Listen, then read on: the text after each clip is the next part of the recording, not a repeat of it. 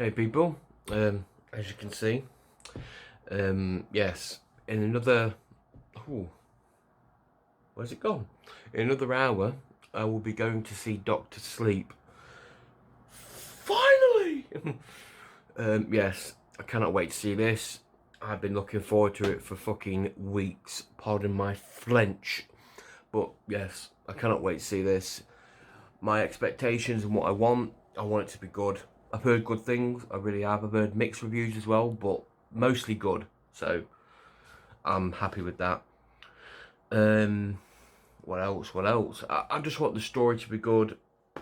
I want it to, I don't want it to live in the shadow as much as Stanley Kubrick's Shining. Not much. I mean, there's going to be hints and stuff like that, but I want it to have its own, what can we say, have its own imprint on the saga, a standalone film, which I know will, like I say, will take stuff from The Shining and stuff like that, because obviously you got to please the fans. So yeah, I'm hoping it's good. I've heard good things about Ewan McGregor. I really have. I think I've heard apparently he's amazing in this film. Rebecca Ferguson, I heard she is one of the best villains you've ever seen. Apparently she is amazing as well. Rose the Hat, can't wait to see her. Yeah, in general, I just want this film to be really good, and I've got a feeling it will be. I want it to scare the piss out of me. I really do, like The Shining did. The Shining, wow, amazing film. I know, like, what's the word? I know Stephen King isn't really a good fan of the original Shining. Stanley Kubrick kind of rewrit practically everything. Bit of a dick move, but he did make one of the best horror films ever made, I think, really, to be honest, and a lot of other people around the world agree. So, but I think over the years, he's learned to accept it, because I can't remember the director's name now, Flanagan, I think, or something like that. I think it's Neil Flanagan, I can't remember, don't quote me on it. If I've said it wrong, please don't shoot me. But he's managed to put Shining and Doctor Sleep together, Kubrick's version, Stephen King's version, to make one hell of a good film, and I cannot wait to see this. I really can't. So yes, you will expect my spoiler-filled review at the end. I will be having a special guest come with me. So yeah, until then, peace. Okay. Here's my special guest. Oh, yeah. Nice hair. Beautiful. Well, I got my weekend or something. I have. So Benjamin, what do you want to happen in this film? Do you want it to be good?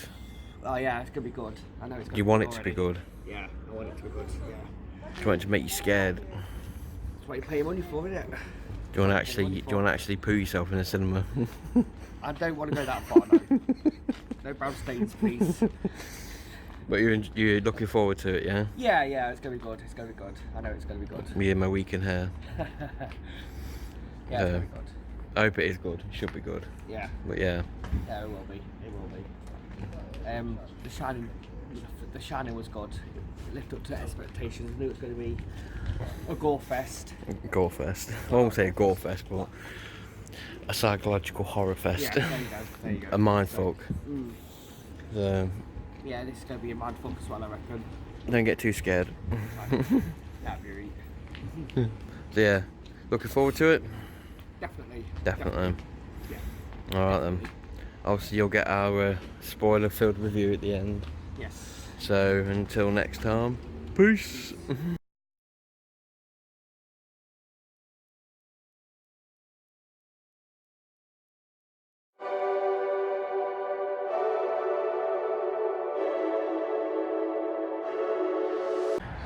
Hello, this is Ben's review of Doctor Sleep.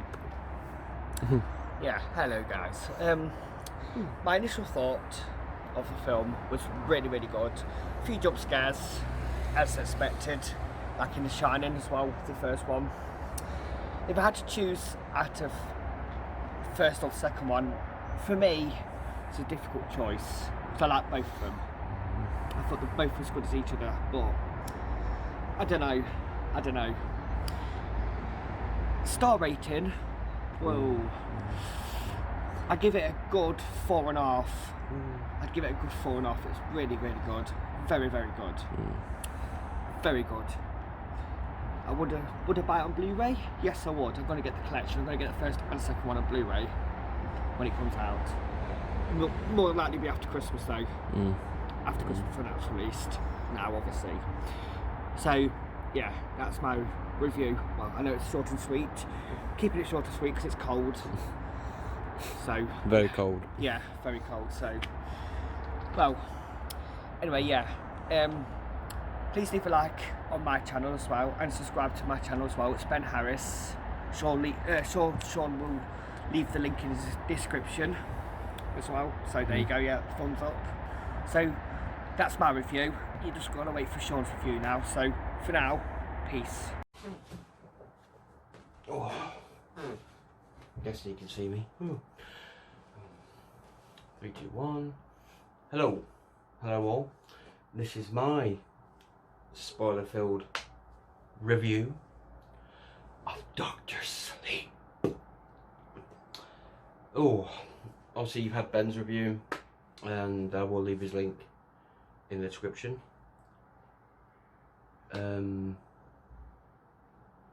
Oh. Where do I begin?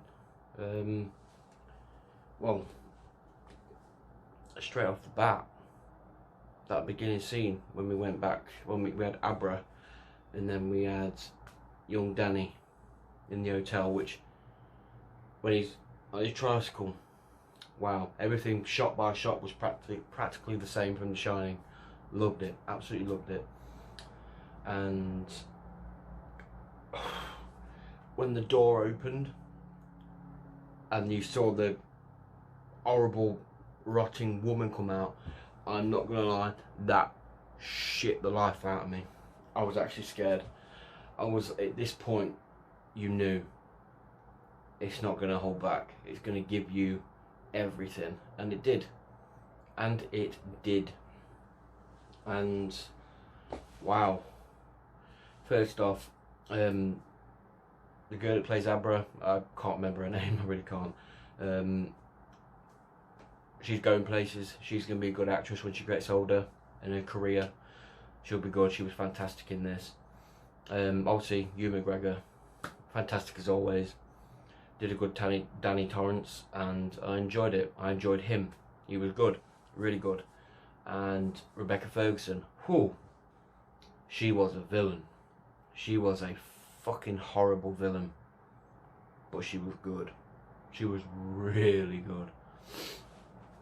So I think we need to get into the nitty gritty of things. So basically, how can we see the true knot, as they say? Just that camera a little bit, which it doesn't slide everywhere. Yeah, the true knot, as they say.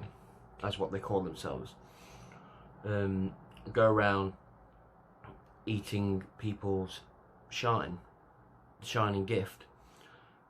But I'm thinking, as I was watching it, different people have different shining powers. That's what got me. That's why I was very interested. I mean the blonde woman, I can't remember her name now, who made that guy fall asleep in the cinema. Wow. But, well, they made her into one of them, basically. So, yeah, I love how you have the time frames as well. I mean, like I say, the beginning bit with the young girl Violet, Florida, 1980. Then, yeah, it didn't really go so well for her. R.I.P. And then obviously we cut to Danny in the hotel on the tricycle, and then adult Danny, and obviously we have Abra, who is, from what I'm guessing, by far the most powerful Shine. She's like probably the most powerfulest one on the planet, and obviously they want her really bad, because they eat the Shine and they drink pain. I love that. And obviously Mr. Halloran, I think his name was, as a ghost, obviously, spoke to Danny from time to time, popped up here and there, gave him some advice, and it was good. I missed that character. It was good they brought him back. I know the guy that plays him. I don't know his name, but I know he's in Supergirl. Well, he was. He comes in from time to time. And plays Martian Manhunter's dad. I watch Supergirl, just so you know. And yeah, I thought in general the whole film was fantastic. I mean, the bit where they're kind of struggling for food, like the Shine power, and that old tall guy who was, by the way, if honestly no one knows that, that's the guy, the tall guy, Men in Black, who got the tail in the neck and then died with his face in the plate, and obviously played Lurch in the first 2 Addams Family movies.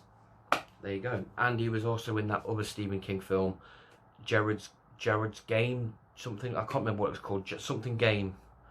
But that was good, I enjoyed that. And in The Tall Grass, I recommend that. Watch both of them, they're really good. Me plugging Stephen King. But yeah, back to Doctor Sleep. Yeah, they were obviously struggling for food, and they ended up getting this little boy who was in Good Boys, good film. And I think that was probably the horrifying bit, when they just kept cutting him. A part of me didn't want to watch that, but it's like you don't want to watch, but you have to watch. You know what I mean? You can't look away. It was horrible to watch that, as they basically killed him and took his shine. It was disgusting. At this point, I knew these scumbags would do anything to get that power, even kill children, and nah, we ain't down for that. So they had to go. But obviously the old tall guy died in the end, lack of shine, and he just rotted away. But what I clicked on though, Rebecca Ferguson's character Rose the Hat was saying to him, "Oh, you're not afraid. You're a king. You've fed on gladiators and stuff like that." So I'm thinking, how old is this guy? I mean, they don't live forever, live long, eat well. So how old was that guy? He must have been 1,000 years old, maybe more. So these people have been doing this since the beginning. Since the beginning of when the Shine first started. So, prequel? Anyone? But yeah, he rotted away and just, it made me laugh though. As soon as he evaporated and all the Shine smoke come out of his body, they were like vultures. They went straight in, sucking it up, eyes glowing white, going absolutely apeshit for it. But you're hungry, what are you gonna do? Like a dog eating hot chips, they went nuts on it.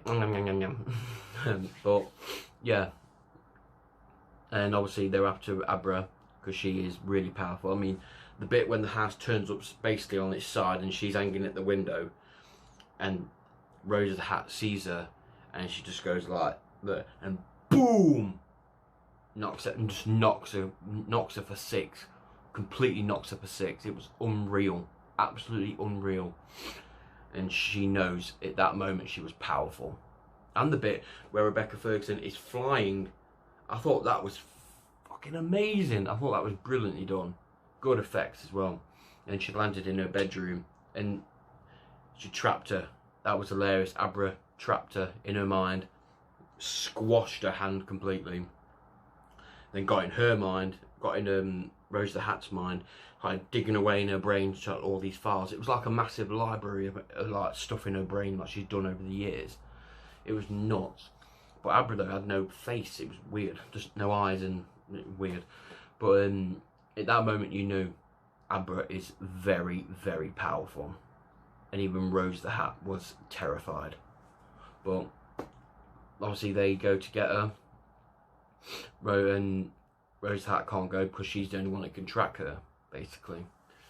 And or because obviously they wanted to track him because obviously killing that little boy and took his shine when they were cutting him, stabbing him. It's horrible to watch, horrible. But then they tracked her, and then they just Danny and I can't remember the other guy's name now. Fuck. But I know he's in Hobbs and Shaw, and he was in Fear the Walking Dead. I know that, but I can't remember his name. Cliff, I think his name. Actually, no, yeah, Cliff Curtis, is it? I think it's Cliff Curtis. But yeah, took them all out except for Rose the Hat. She wasn't there, and the other guy, Crow, he wasn't there. And they just obviously shot him, and it evaporated into thin air. Basically, all the shine disappeared. And not until the blonde one said to that Cliff Curtis, "Kill yourself," and he blew his brains out. I was like, shit. But that was it. That moment, obviously, Crow got Abra, killed her dad, took her, and Danny got inside, got control of Abra's body and doing the driving and killed Crow like that. It was brilliant. And it come to a point where you knew it was going back to the hotel. You knew it was. That was going to be the ending scene, completely the ending scene. Well, not the ending scene, but the final fight, basically. And it did disappoint. Maybe it could have gone a bit longer, but I didn't mind it. I really didn't, because I think that was the plan all along, to go back there, wake the ghosts up, which he did, and then, because I remember, he went to hit her with the axe and he caught her, but then she got it, put it in his leg, and she kept sucking the shine out of him, and then she was like seeing all the stuff that had happened in the years, and it was nuts, because like when he walked in the hotel, he went to the gold room, and then he saw his dad. I can't remember the actor's name, but I know he's in that Netflix show, Haunting of Hill House or something like that, which I need to watch at some point. But he played Jack Torrance. Wasn't too bad. You could see it wasn't obviously Jack Nicholson, which is a shame. But it was interesting to see that play out like that. It was really good. And it's obviously, it goes back to obviously when Danny was trying to get sober, and he went back to that guy's office, and it was just a spitting image of the office that his dad was in The Shining. A spitting image, wall to wall, everything was the same. It was crazy. Even I was sat there like, that's the same, that's the same, that's the same. It was crazy. But yeah, then obviously she hits him with the axe, and she basically says, "Oh, what's in here? What's in those boxes?" Obviously, because obviously before that, Danny tries to trap her in the maze like he did his dad, but obviously it didn't work. It was too powerful. She got out. But then he just basically unlocks all the boxes in his brain, because he's been putting the ghosts in there for years. And then they basically just rip her to pieces and take her shine. It was crazy, absolutely crazy. And then obviously they turned on Danny, and the little girls, "Come play with us, Danny, forever and ever." Now that shit was creepy, very creepy. And obviously he had, I want to say Jack was possessing his son. It looks like that way because the way he was holding the axe and chasing Abra. It was pretty crazy. But yeah, and obviously Rose the Hat's dead now. All the ghosts killed her, and then obviously Danny tries to kill Abra. It's not him though, it's someone. I think it's his dad, and goes to kill her, stops himself, gets control, and obviously the ghosts don't realise that he's basically just put the boiler on and just it's all going to go up. Everything's going to go up, and Abra gets out at the hotel, and then Danny's sitting there, and we see his mum. I thought he did a very good job playing his mum. Don't know who the actress is, but I thought she did a very good job playing his mum. Sounded like her in places as well from the original one. Whoever you are, good. I respect that. And yeah, Danny's there, and he knows he's going to die, and she comes to visit him, and then the camera pans back, and it's a young Danny from the 80s, 1980. And then the whole place, the whole hotel just goes up in flames, burns down. Cut to Abra having a conversation with Danny about, is there any more people out there, blah blah blah. So, is there any more people like the True Knot out there? Pardon me. And which obviously we don't know. There probably is, but I doubt we'll get another film. I doubt it. I don't really want one. I think this was a perfect ending for it. And maybe a prequel of the True Knot, maybe. we could do that. But yeah, she's talking to Danny, and obviously he's talking to her as a ghost, and then her mum comes in, and she explains, Amber was explains to her mum that she was talking to Danny, and I think she talks to her dad sometimes, her dad's fine, blah blah blah. And then obviously you hear the music from the first one at the end. Midnight, do do do do do, that bit, and then she cuts, and she looks into the bathroom, and there's the rotting, manky old woman just waiting for her in the bathroom, and she just goes in and does what Danny does, shuts the door. I'm guessing she locked her in a box anyway, but shuts the door, ends. My review right there. And I will tell you now, I thought it was better than The Shining. And that's a hard thing for me to say, because I love that film. But this was amazing. It scared me. It really did scare me. It was horrifying in places. It was difficult to watch in places. But all in all, I thought the film was fantastic. It really was. I would highly recommend it. Highly, highly recommend it. If you're a fan of The Shining, go watch it. Go and watch it. Seriously, you will not be disappointed. My star review, I would probably have to agree with Ben.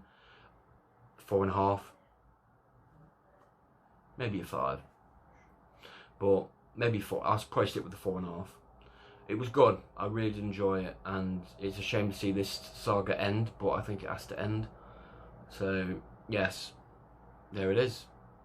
And I'll leave Ben's link in the description below.